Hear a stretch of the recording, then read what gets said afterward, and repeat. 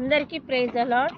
ఈ దినము దేవుడు నాతో మాట్లాడినటువంటి వాగ్దానము యెషయా గ్రంథము 41:10 నీవు నా దాసుడవనియు నేను నిన్ను ఉపేక్షింపక ఏర్పరచుకొంటిననియు నేను నీతో చెప్పియున్నాను.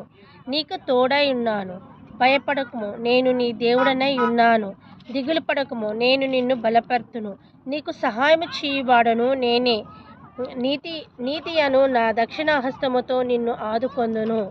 హల్లెలూయా. దేవునికి స్తోత్రం. దేవుడు నాతో మాట్లాడి దేవుడు నన్ను బలపరిచి ఉన్నాడు ఈ వాగ్దానము ద్వారా. నిజముగా ఈ లోకములో ఎవరు మాట్లాడినను మనకు ఆదరణ కలగదు.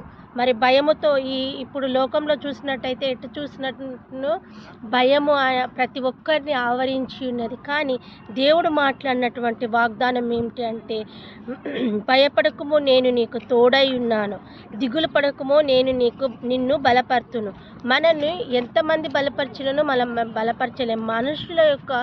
మనుషుల సహాయము చేత మనము బలపరచబడలేము, ఆదరణ పొందలేము. కానీ దేవుని యొక్క ఆదరణ, దేవుని యొక్క బలము చేత మనము బలము పొందుకొని ఈ లోకమును జయించే కృపను దేవుడు మనందరికీ అనుగ్రహించునుగాక. ఆమేన్.